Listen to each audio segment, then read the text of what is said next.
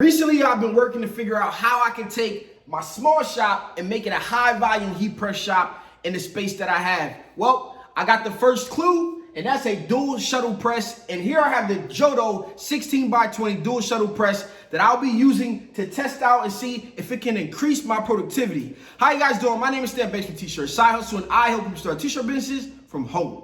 All right, we at. And in this video, we're about to unbox and review the Joto 16x20 heat press right after the intro.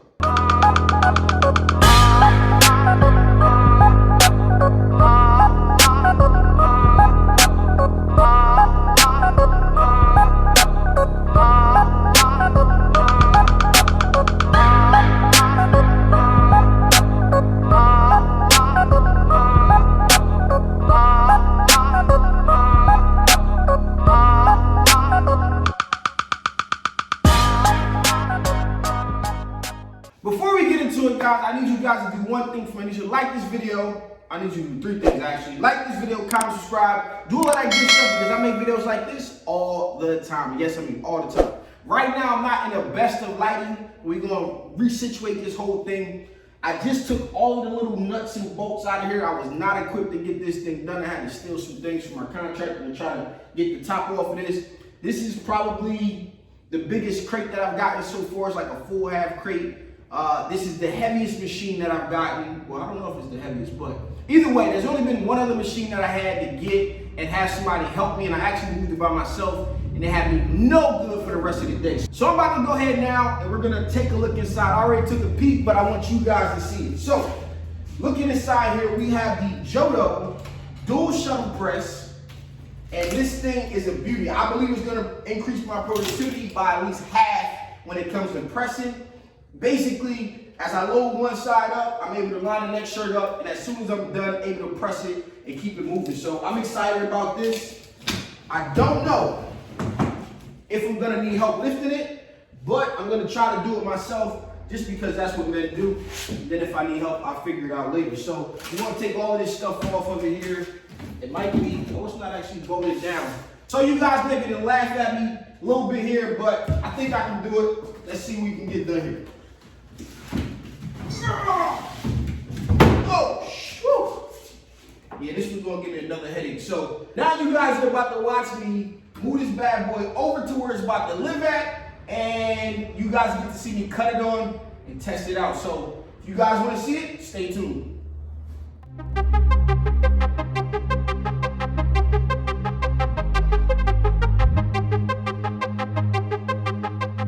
Man, oh man, this was a huge heat press. You guys can see it, but I honestly think I could have moved it over here by myself. Like I had to move the Geonite K20S, and I probably would have just been no good for the rest of the day. Would have had headaches and things like that, but we don't need that. So the thing I thought when I initially seen the pictures, I figured that this element here was gonna slide across. So then when I opened it up, I cut the little zip ties on it, and I grabbed it, and I'm like, well, wait. How am I going to reach and slide this thing over?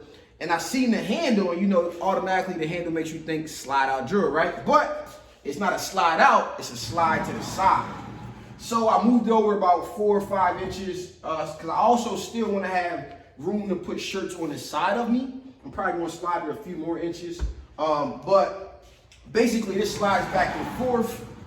Just as a quick note, I wish there was a little bit more room and maybe like a little dent here. I don't know, like a little gap for me to load this up. But we're gonna put this thing to use, man. I still think it's gonna increase the productivity. And we just gotta figure out how to get the rhythm and groove down on it. You guys see me work the Stalls dual air fusions in one of the videos from before. If you haven't, I'll put a link to it down in the description. You can check that out. I mean, that's a huge press, but this is a nice starter way to come and build that high volume heat press shop, and you can just kind of work your way up through equipment. If you're starting to do a lot of heat pressing like I expect to do out of here, this is the perfect thing for that, in my opinion. So, you know what we got to do next, man? Smell time, smell time, smell time. It's time to smell it and see what it smells like. Let's go ahead and give it a sniff.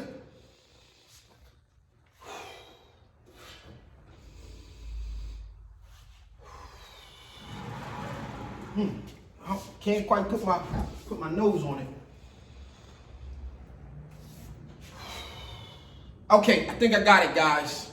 And it reminds me of a construction site. Now, the reason I'm gonna say that, and it also made me think of this guy I grew up with. His name was Larry. We used to be like, my name is Larry Oates, the construction worker. I don't know why we used to do that to him. He used to be mad as hell all day long. But this thing reminds me of a construction site.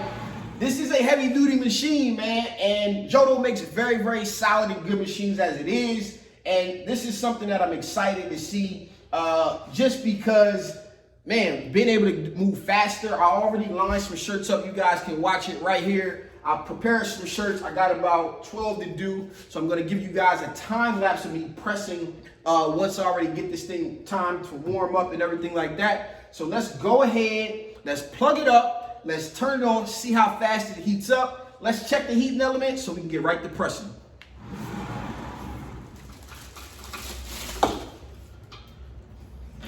Larry Oates, the construction worker. All right, hit the switch. And then we're gonna hit the set button. So we got our thing back here. I wish this was on an angle just because of the height that I operate at, but it's no big deal. We're gonna set it to 320 degrees. We're going 15 seconds. Okay, so the counter is already at 8 on here. I'm starting the stopwatch, and the counter is at 8, like I said, so which means they must have put this thing to the test to make sure it's working. Let me reposition you guys, and you guys can watch the clock.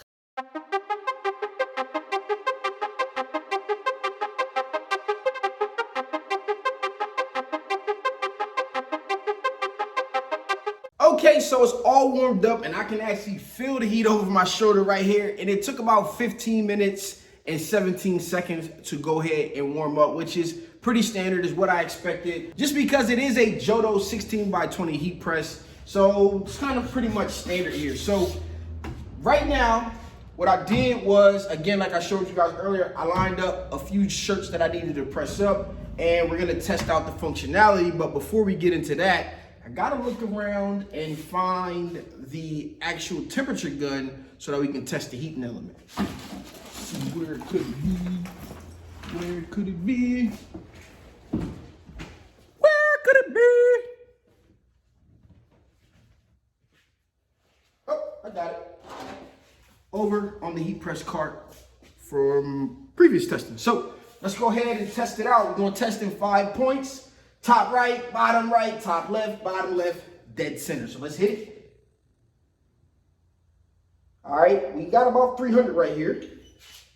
Down here, we right, same thing, top left, same thing, bottom left. It's about 298, dead center. Same thing. So I'm gonna boost the actual temperature up. Again, I am gonna get one of the, I guess, the ones that actually require you to touch the heating element because of some of the things that I've been educated on, let me say. I've been educated on, so I need to go ahead and get one of those to actually test. But right now, this is all I got. So what I always tell you guys is you make the best of what you have at your disposal. So I'm gonna trust this and I'm gonna boost the temperature up. It won't hurt any of the transfers that I use, super color or top transfers, and I'll be good to go. So I'm gonna boost this probably about 20 degrees. And once I get the new machine, rather the new tester, if I needed to actually change this because it's not reading out properly, I would then contact the company and they have a way that they can actually show me. I'm pretty sure there's if not show me, a manual on how to actually, you know, set it to the right temperature. So I'm gonna let this warm up a little bit. I'm gonna go ahead and get my first shirt lined up while we wait. So I got a shirt here. This is a huge shirt, so let me go ahead and put this thing to use, man. Slide it over. Slide it up.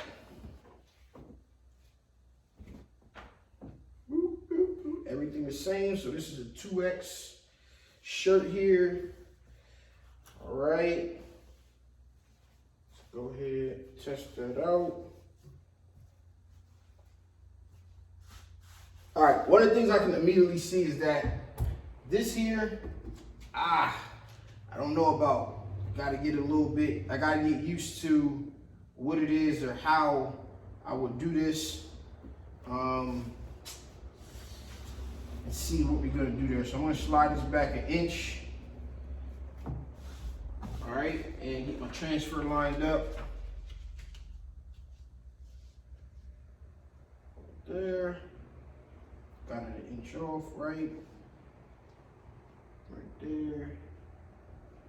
That looks good. Check the height real quick just to test on this one.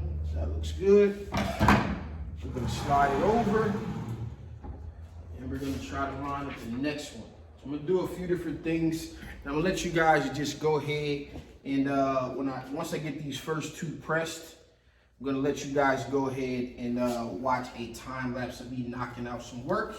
And then I'll close it out with my final thoughts. So this one here looks good. Let's take a look, see where we are. That looks good. Good there. Grab my transfer. Don't try me kind of world. If you guys need some transfers, I'll have it linked up down in the description below for you guys. Even this out a little bit. Just double check my right here. All right. All right, let me see where we are. So let's go ahead and give it another test here. All right, we're right where we need to be now. All right, let's give it a press. Oh, that ain't gonna work out. Let me see here. Is there a auto release button on this one? That is not it. So this one I'm gonna have to press again. No pressure on it whatsoever. And I don't see a manual stop button on this. So didn't check the pressure. It's very, very important, as you guys know. I'm gonna get to the point where I overly tighten it real quick. All right, yeah, overly tightened. Now I can loosen it up a little bit. All right, that looks good. Could probably lessen it just a tad more, but I think we're in a good place here. So let's go ahead and see what it is that we have on this one. Not too bad of a jump. Works perfectly. Slide to the side. Close that one. Get this one off. Got to get a place to actually let these hang out. Again, I got to find my workflow. This one got a lot of strings on it.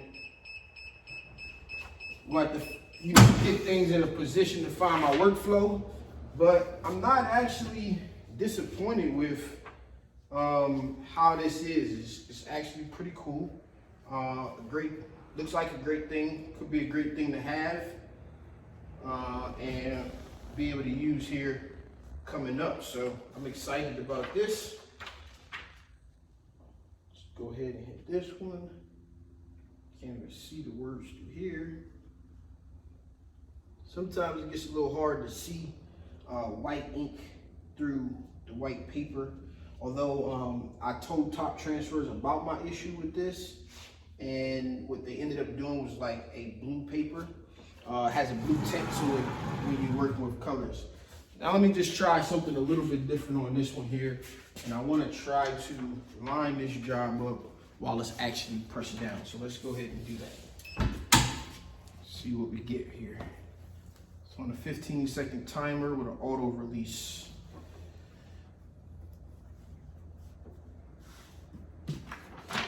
And it would be the hardest transfer to line up on all of them. With this off. I think I can get it down. I think I can get it down and ready to go. This is kind of a little bit tougher for me to line up just for this reason here. The lip is a little too long on this design. That looks good there. So, I'm gonna let you guys watch me work.